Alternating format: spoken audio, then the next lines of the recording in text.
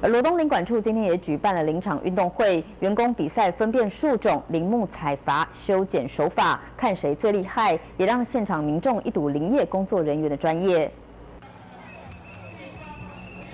罗东林管处自去年起，为了纪念太平山经营届满100周年，跨年度办理生动1世纪太平山系列活动。今天在罗东林业文化园区特别办理的林场运动会职场活动，以传承以及重温过去在太平山工作的林业工作者。每年在5月的黄金假期，山上的学校、学童和家长都会合并办理运动会，进行球类、体能以及趣味竞赛等项目。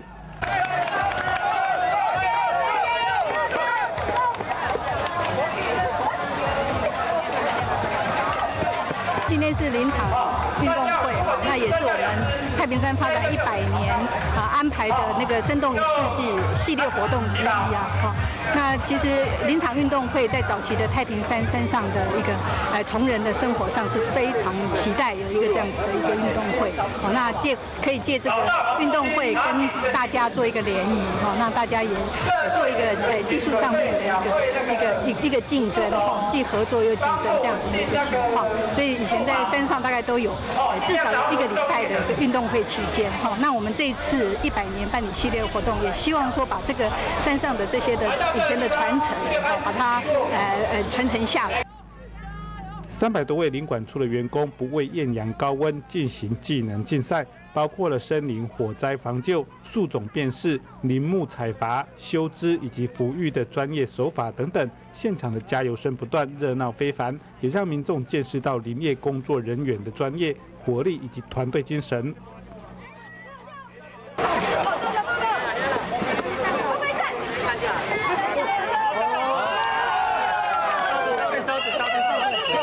那我们这次的运动会特别把我们林业专业的一个技能融入到我们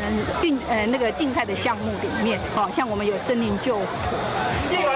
那个花木的比赛，然后还有这个修枝的比赛，然后还有这些 GIS 的运用等等 ，GPS 的运用等等的这些的项目，都把它融到这个里面。那既可以让同仁的这个专业技能可以发挥，那也达到团体竞赛，那这些合作这些的娱乐的一些效果。罗东林管处期望借此来测试林业人员体力是否能够胜任林场这种劳力需求相当大的工作之外，也促进了员工健康及活络工作气氛。宜兰新闻记者石世明采访报道。